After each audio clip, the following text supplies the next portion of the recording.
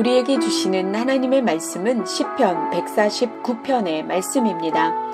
시편 149편은 할렐루야 시편으로 여호와를 찬양하라고 하는데 1절부터 4절까지는 하나님의 구원하심에 대한 찬양이고 5절부터 9절까지는 문 나라들을 심판하시는 여호와를 찬양하라고 합니다. 어떻게 찬양합니까? 1절은 새 노래로 여호와를 노래하라고 합니다. 새 노래는 새로 작곡한 것이 아니라 새로운 마음으로 찬양하라는 것으로 새롭고 정의로운 세상이 열릴 것을 암시하며 기쁨과 소망을 주는 노래를 말합니다. 어디에서 찬양합니까? 1절 하반절에서 성도의 모임 가운데입니다. 성도의 모임은 신실하게 예배하는 신앙 공동체, 예배 공동체를 말합니다. 찬양의 대상이 성도에서 이스라엘과 시온으로 확대되며 찬양할 대상은 누구인지 그분께 어떻게 해야 하는지를 밝히고 있는데 2절에서 그들을 지으신 분을 찬양하고 기뻐하고 즐거워하라고 합니다.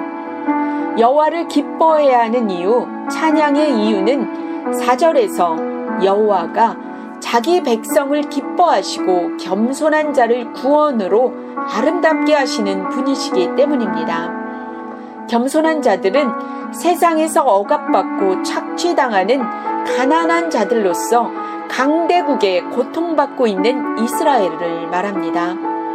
구원이 필요한 자기 백성을 아름답게 하시는 존귀하게 여기신다는 의미입니다.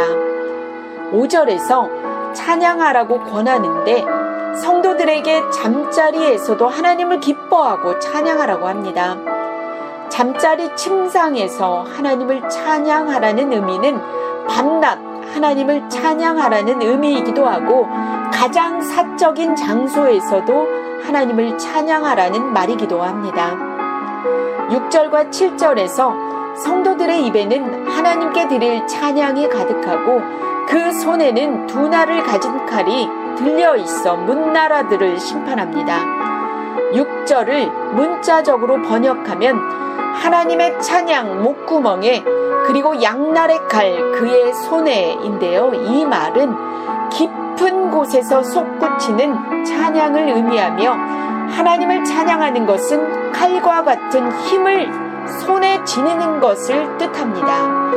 여호와께서는 밤낮 없이 하나님을 찬양하는 백성들을 사용하여 문나라들을 심판하신다고 합니다. 하나님의 백성을 억압하고 있는 세력들이 어떻게 물러가는지에 대한 이야기가 기록되어 있는데 8절에서 그들의 왕들은 사슬로, 귀인들은 철고랑으로 결박당합니다. 9절에서 기록한 판결대로 처형되는데 모든 성도는 하나님을 대적하고 성도들을 핍박하던 자들이 처형을 당하는 것을 보게 됩니다.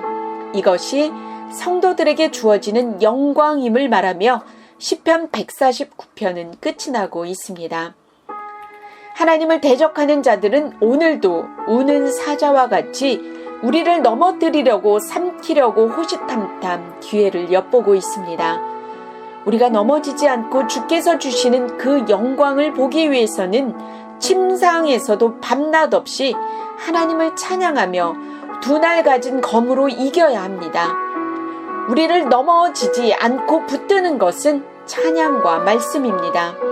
이런 삶을 살아갈 때 우리 하나님께서는 하나님을 대적하는 자, 우리를 넘어뜨리는 자들에게 직접 복수하시는 심판을 행하실 것입니다. 큐티의 안목 애청자 여러분, 오늘 우리가 살아가고 있는 가장 개인적인 공간, 은밀한 공간, 눈물과 아픔으로 도저히 일어설 수 없을 만큼의 고통의 자리에서 일어나시길 원한다면 그 자리에서 하나님을 찬양하는 것을 시작해 보시면 어떨까요? 찬양의 능력이 더 이상 우리를 넘어지게 하지 않을 것입니다. 그 자리에서 머물게 하지 않을 것입니다. 그 사건에 갇혀있게 하지 않을 것입니다. 우리를 위하여 복수하시는 하나님, 우리를 지키시는 하나님으로 인하여 우리는 하나님을 대적하고 우리를 괴롭히는 자들이 처형당하는 것을 보게 될 것입니다.